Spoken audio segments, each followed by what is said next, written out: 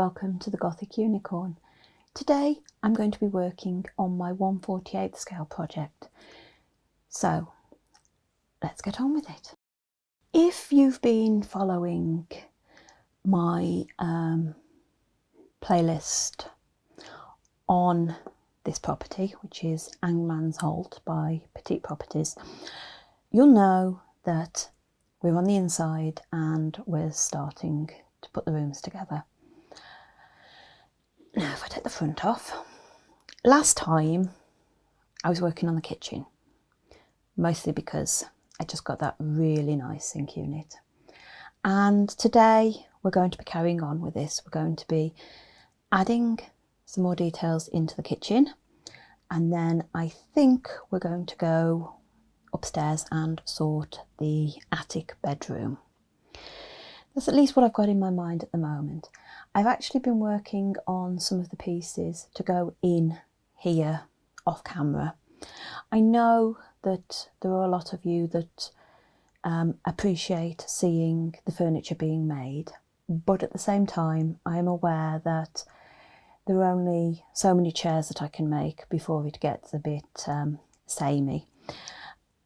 And the great thing about the Petite Properties kits is they are very straightforward for the most part, and they're really easy to follow the instructions. As long as you read through the instructions first off, you can do this. The furniture might be small, but it is doable. You might need tweezers because your fingers might feel like they are absolutely massive, but it's doable. So this is why I have spent a bit of time off camera putting together the furniture kits, and then we will look at actually putting the scenes together, because, well, that's kind of where the fun is for a lot of people. So obviously I've still got the basement, I've still got the ground floor room to do. My backstory to this is that there is more, obviously, than what you can see, which is why I've got doors on the back walls. I am thinking that there is at least another room behind this property. Probably a small room and then a bigger room behind that. That's kind of what I've got in my head. And maybe even in the case of this one, that there's actually a basement. And since I'm thinking that this is being done as some kind of a museum these days, I'm thinking that more of the museum is going to be in the basement. So this is just like your reception area, your introduction to what's going on. And I'm also thinking that on the first floor, behind my sort of kitchen living room, there would be maybe a little bathroom and a principal bedroom. That sort of makes sense for me, because the bedroom that I'm planning to do in the attic is the bedroom that was the owner's room when they were a child. So it's not the room that they necessarily use now, but it's very simply furnished. That's where I'm kind of coming from. And I'm sort of forgetting about the fact that there isn't actually a window in this roof. I'm just going to pretend that there is, even though there isn't. So I'm going to put this out of the way, and we'll start off by showing you some of the bits that I have done in the meantime and explaining how I got where I am. Now, the first thing that I'm going to talk about is the table. Now, I think in my last video I mentioned that I thought this table looked a bit big for the room. I like the table. It is a nice vintage retro style table. It just didn't quite fit because I want there to be a seating area as well as a table. So I decided I was going to give making my own table a go, and I did start doing that. But I tried making a round table because I thought it might fit better. I just didn't like the look. It didn't go with the room. And since my last video, I've actually made a Petite Properties order. And I bought this set, which is retro table and stools. Now, I'm not using the stools are still in the set, but I've made this table up and I like how it goes in the room so much better. It goes so well with the sort of feel of the kitchen. So the stools will get used at some point, and I've made up the little drop leaf table, and I've just dropped it, so yes, it is a drop leaf table. I've done the top in the same blue as the rest of the kitchen, and I've just done the legs in a dark brown, which goes with the little chairs that I've got fairly well. Just sort of makes it all look like it might be supposed to go together. I am liking this kit. As I say, I like the other table. I like it a lot. I quite like the little round table with the pedestal that I made, but it just wasn't quite right. It would work in something else, but not in this. So this table is going to go in the kitchen. That's the decision I've made. That and the chairs that I'd already made, which I like. I like those little vintage style chairs, but I just needed to figure out the table. Hopefully you're aware that I have been experimenting with some 3D printed pieces that I bought in order to give more detail to the 1/48 scale house. And one of the things that I wanted to do was to actually put some pieces inside of this kitchen cabinet. Now, if I just zoom in a little bit, there we go. Horrible picture of my finger, but better picture of the inside of my cabinet. You can see one of my tiny little cups and saucers inside the what will be glass fronted section. And then on the top are my have a go version of some little tiny food cans that are just pieces of a round toothpick. And if I can pick it up from over here without dropping this or getting it completely out of shot, that's this toothpick here. Cut off and then coloured with an alcohol marker with some suitable colours to give the effect that there's some cans in there. Once the front is glued in place, it's not really going to be obvious what they are or aren't. It's just going to be obvious, hopefully, that there is something in there. And if nobody else knows, I will. And what I've also done is I had to have a play off camera. And as you can see, I've attached the little tiny glass jars onto the end of my sink unit. There is a plate at the side of the sink, and then there are two different plates of two different sizes on the counter at the back. So I'm really enjoying these little pieces and what they can add to the scenes. I'm going to be putting some more bits in. I'm going to be putting some bits into place on the table, and obviously I've got the kettle to go on the stove. I don't think I'm going to be able to glue that in place on camera as much as I would like to, because my hands are just going to get in the way. The camera's too big and my hands are too big and the piece is too small for it to work on camera. But I'm going to put all this down and then we'll have a look at arranging some things onto the table. Now I've got my little 3D printed pieces here on this tiny little lid box, and as you can see, they are small. You know, I am not going to try and pretend that they are easy to deal with. I have had to keep them in a little tiny box, and yeah, be so careful.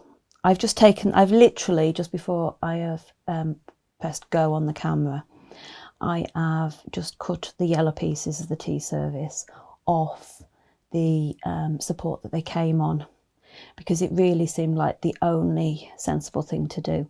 And the size of these pieces is the reason why I'm gluing them in place. I mean, I've got my Andy tweezers here, and I am just going to pick up the tea kettle, and I'm not even sure if you're going to be able to see it. You know, it is that tiny.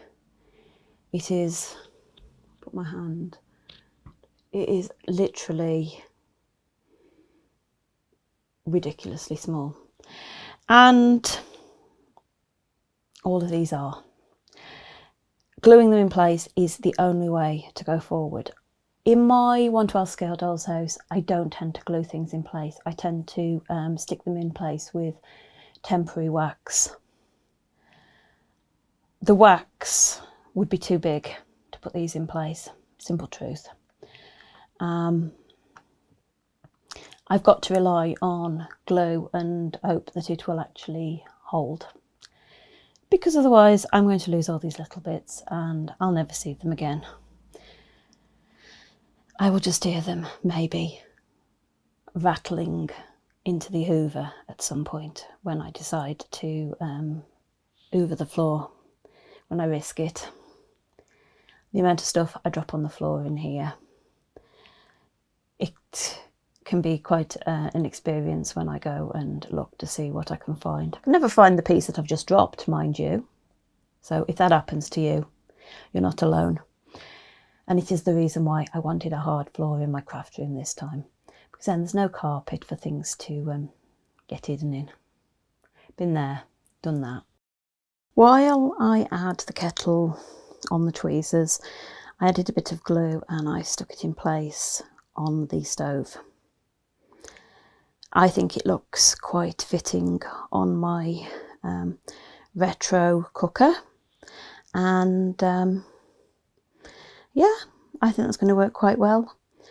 Nobody's ever going to notice it apart from in videos and maybe in photos, because it's a small detail, but I'll know that it's there.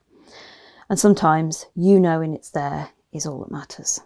I'm finally going to get on with gluing things in place, and I'm going to start with the front of the wall cabinet.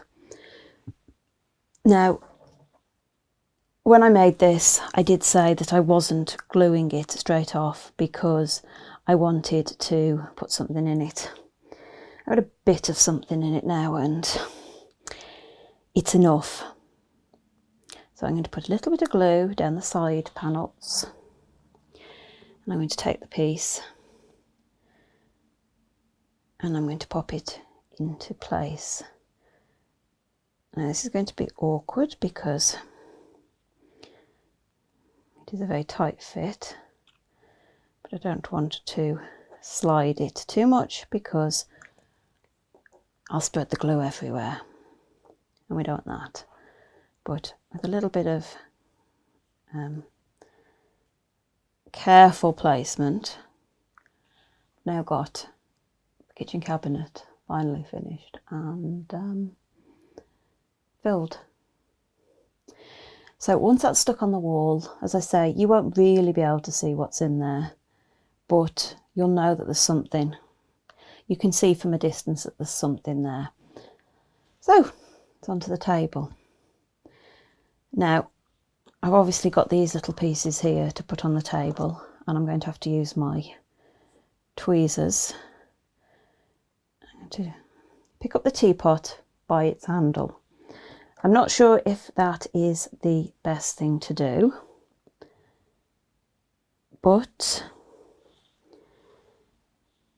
these pieces are really difficult to pick up, and all I'm going to do is I'm just going to pop the teapot onto the table. It's going to decide where it goes. There's the simple truth. I'm going to let it decide. I'm going to let these pieces decide where they want to go, because as long as I get something that looks reasonable. Now I've got a bowl, which I presume is supposed to be a sugar bowl. It actually looks a bit big for a sugar bowl in relation to the other pieces, but I'm thinking maybe the sugar bowl got broken, and so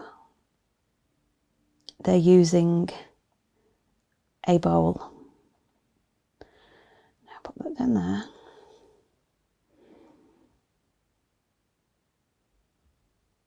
There we go. Yep.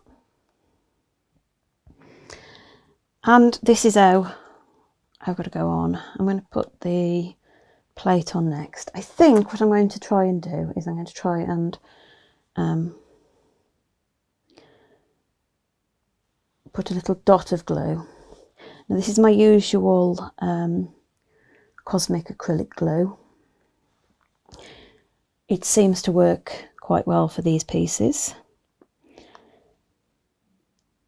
from what I can tell.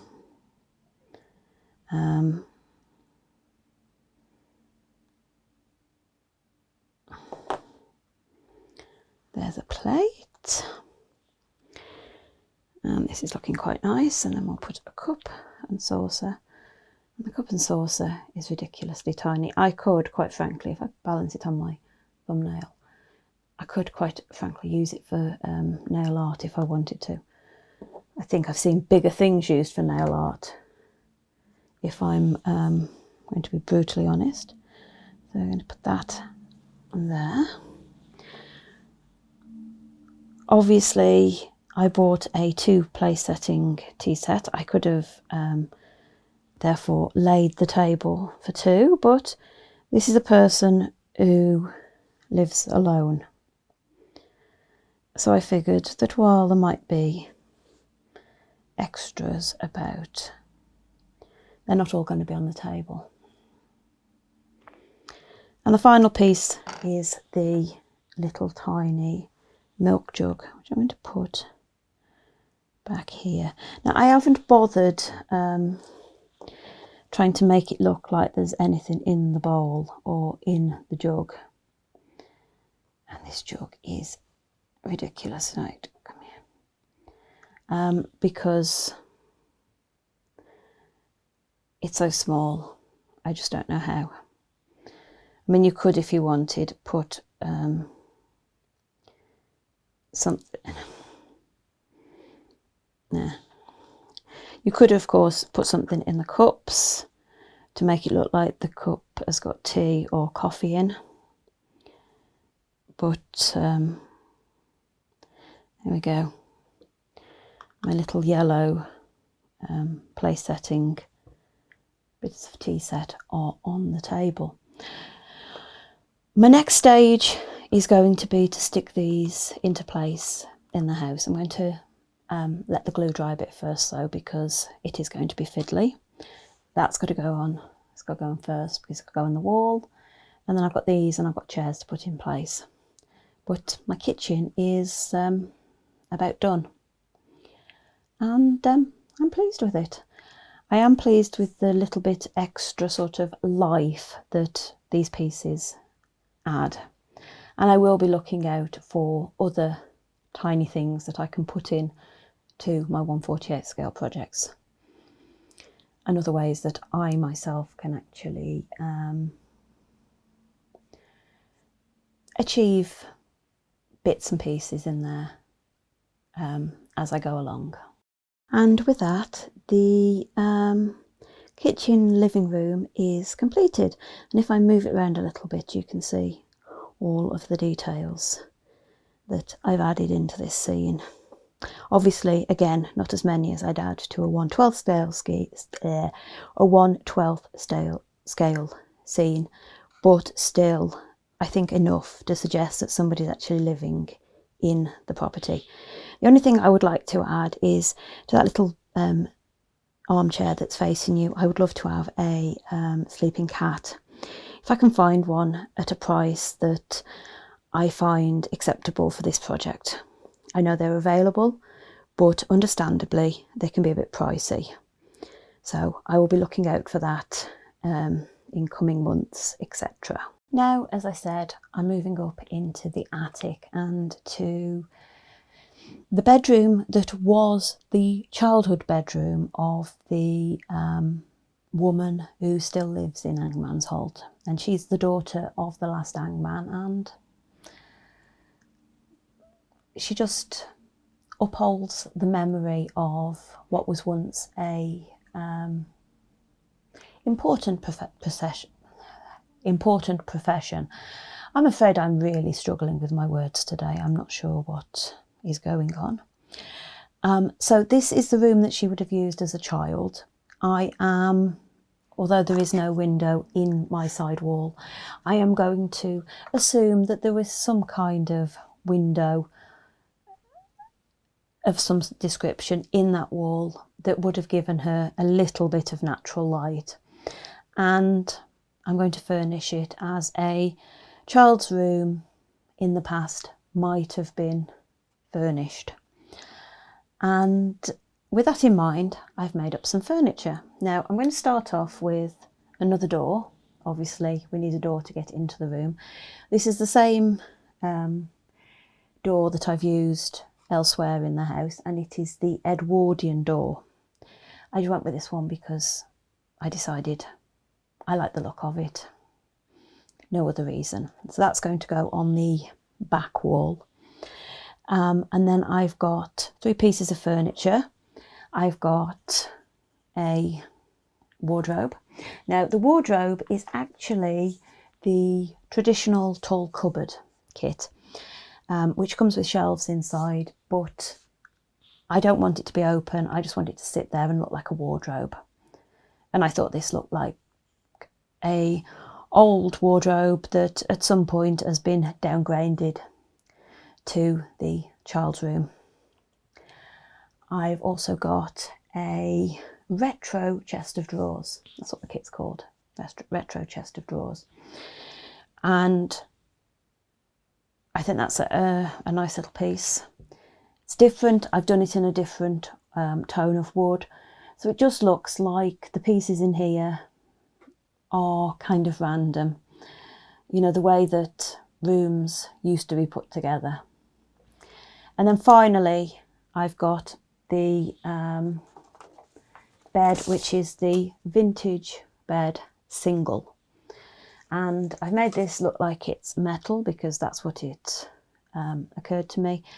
And at the moment it is a bed with a mattress, supposedly with a sheet on.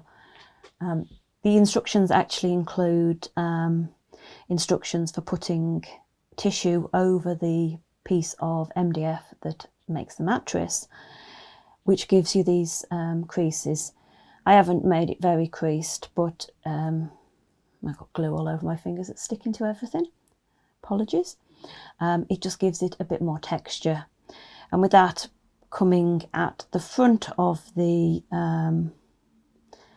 piece, I think it's going to work quite well. So yeah, that's going to come across the front of the room, sort of like so, as if her bed was under the eaves, under the slanting part of the roof. I will be putting some kind of cover on the bed. I'm thinking of putting something so it looks like there's some blankets or something piled up on the bed, that the bed's not being used, but is there and is ready to go, maybe. I haven't actually finished the pieces to go in the ground floor room yet because I've had another change of heart on how I'm going to do that, so I've got to figure that one out. I know what it's going to be. It's still going to be the entry to a museum, but I haven't quite worked it all out yet. So I'm going to start off sticking the furniture in to this room. Certainly the door and the wardrobe and the dresser can go in, and then maybe do some more on the bed if I can find some fabric that looks passable. It's very difficult finding fabric that will work at this scale because obviously you can quite often see the threads and they look far too big. So I'm going to see what I've got and see if I can make it work. With the bed in mind, I went away and I had a look at my fabric stash. Now, as I said, it's very difficult finding fabrics that will work in this scale because the size of the threads is too big. But I went rummaging and I found some light blue fabric. It's actually got a bit of a pattern on the one side, but I've used the reverse, which is plain. Now this is good because it's been washed. Because it's been washed prior to me doing anything with it, it's softer. It's a cotton fabric, it's 100% cotton, and it's gone softer, so it actually is a bit more forgiving. And then I found this really nice felt that's actually quite soft and is actually quite pliable. Is that the right word? I'm not sure if that's the right word, but it is far more forgiving than a lot of felt. And I'm not sure where that's from or what I've used it for, because it's only part of a sheet, but I found it and I decided it would make a really good blanket, and that's what I've done. So what I did is I got a piece of the felt and I've doubled it up and glued it together and then glued it onto the bed. Lots of glue on the sides so that it actually hangs down, whereas normally it would stick out a bit more. But I thought a lot of blankets don't sit nicely, so that's why we've gone with this. And on top of it, I've took a piece of the cotton fabric. I glued around the edge of the piece that I wanted to use and then cut on the glue once the glue was dry. I've then folded it and glued it and pinned it shut so that it glued nice and flat, so it looks like something fabric folded up. And I think that then looks like a bed that could be ready for somebody to use.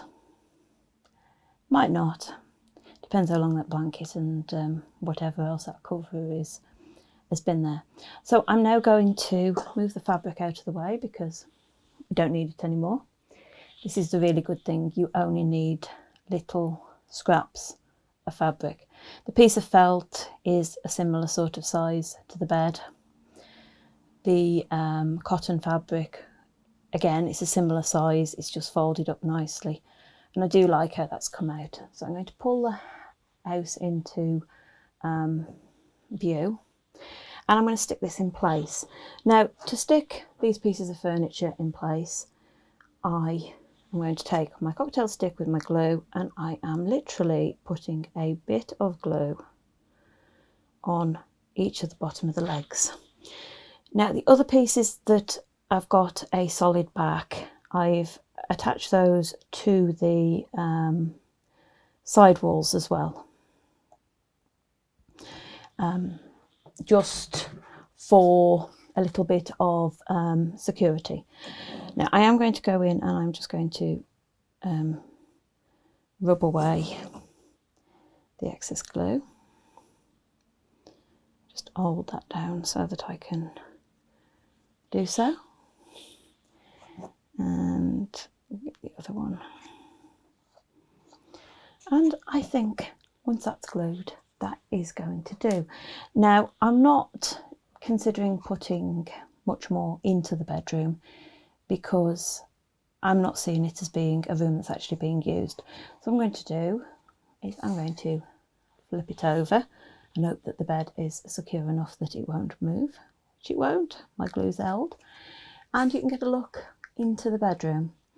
As you can see, I've fitted the door as previously. It's just glued onto the back. It is as simple as that. As I say, I've attached the wardrobe. This has been attached not just by its little bead feet, which I think are amazing, but to the wall, just to be on the safe side. And if I turn it over, you can see that I fitted in the dresser on this side so that it's next to the bed and could be used kind of in place of a bedside table or nightstand if wanted. Now, on the wall, you will notice little tiny pictures. Now these, as I destroy everything out of shot, were the free cut out and keep prints that came with my 3D printed pieces. I've used the 1/48 scale pieces, which are tiny, and then I had to use the bigger ones to give me an idea which way up they went. It really is that bad, but I managed to figure it out, and I've put them in here. I figured that some little bird prints on the wall of this room would be quite apt. And yeah, I think I'm therefore done with the bedroom. And here we have 2 finished rooms for Hangmans Halt. Next time I will obviously be getting on with the ground floor room and finishing off the project, so we're almost there. If you've enjoyed this video, and I hope you have, please like, comment and subscribe. It all helps my channel.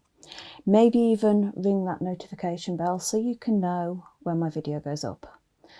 I post a video most weeks. I aim for a Friday, but as recent events have proved, anything can happen. I've been having a lot of technical issues and hopefully they're sorted now, but I never say never. Real life can get in the way of the best laid plans, and don't I know it. But until next time, bye.